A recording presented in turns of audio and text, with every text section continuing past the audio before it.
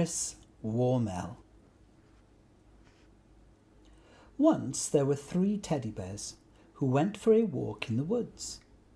Their names were Bubba, Rollo, and Pog. Bubba was the tallest. Rollo was the fattest. He was carrying the bag with their lunch. And Pog was the smallest and the most nervous. He didn't like woods. They had not walked very far before Rollo said, "Oh, it must be time for a snack." And he sat down on a tree stump and took an apple from the lunchbox. Rollo was always hungry. "Oh, we're not lost, are we?" asked Pog. I think we're lost. I certainly don't remember this part of the woods.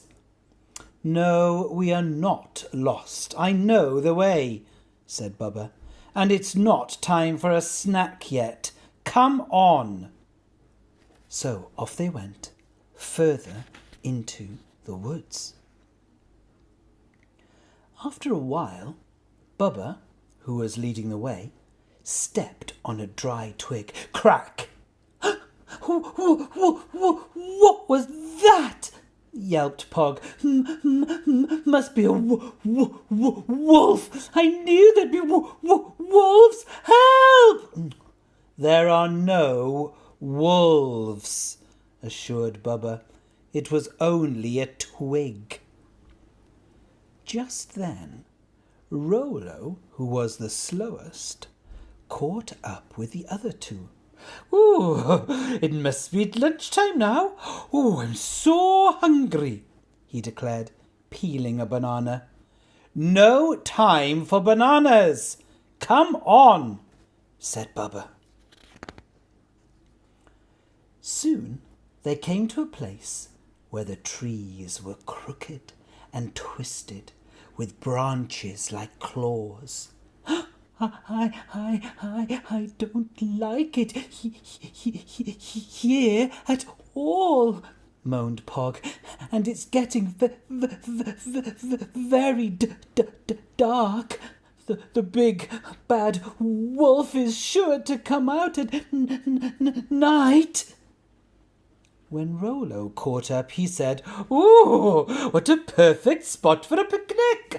We've got buns and cakes and all kinds of sandwiches and—" "No time for that," snapped Bubba. So off they went.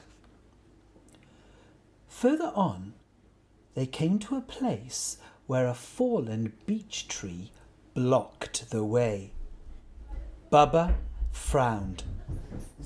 "I don't remember this," he said. "We're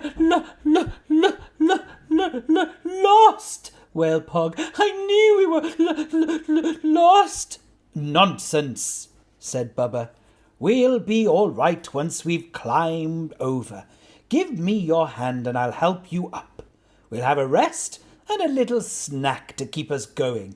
"Oh, snack!" exclaimed Rollo. "At last!" On the other side of the tree, they all sat down, and Rollo tipped up the lunch bag. Out rolled one small cake, with pink icing and a cherry on top. "Is that all there is?" asked Bubba. "Where's the rest of it?" "Oh, you haven't eaten it all, have you?" Oh dear," said Rollo. Well, these cakes are jolly nice. Oh, we could share it." Lost in the woods with no food," wailed Pog. "We'll die of starvation unless we're eaten by the wolf first." "Oh, Do be quiet about wolves, Pog, snapped Bubba. There is no wolf in this wood. But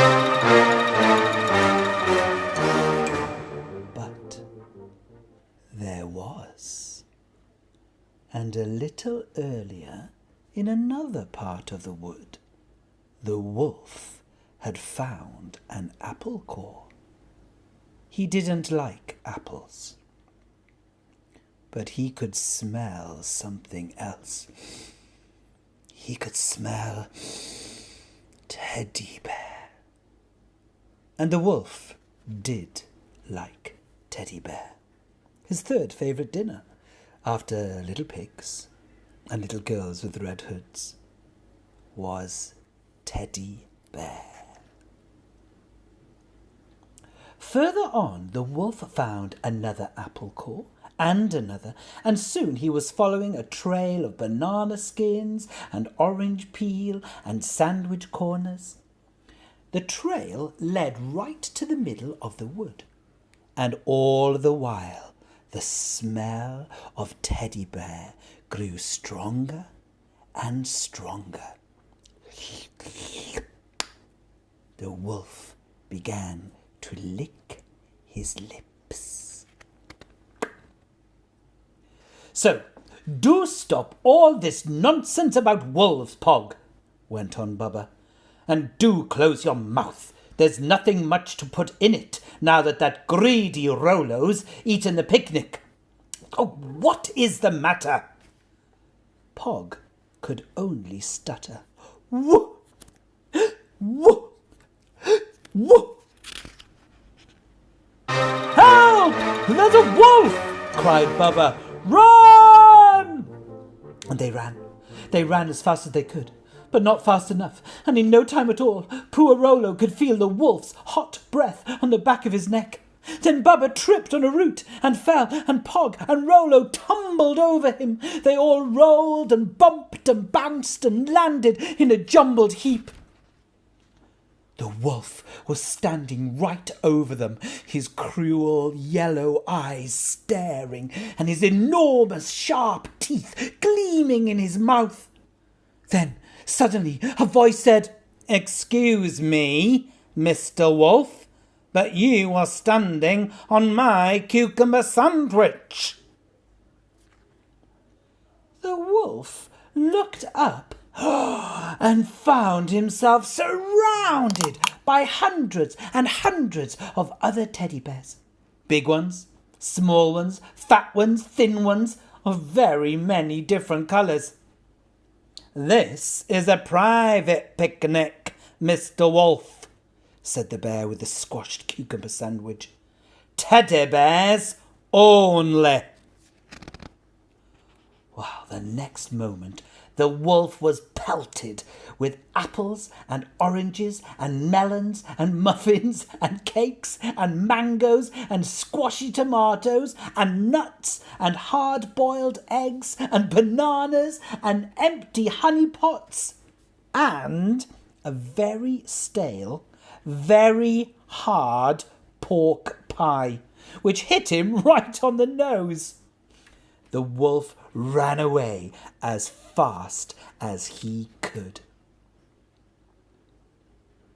A little while later, had you been in the woods that day, you might have heard a tremendous snoring noise, for nearly all the teddy bears were snoozing after eating as much food as they possibly could. "I said I knew the way," mumbled Bubba in a sleepy voice, "and I was right." And I said there were wolves," said Pog with a yawn, and I was right. "And I said I was hungry," spluttered Rollo, stuffing an enormous slice of honey cake in his mouth. "And I was most certainly right."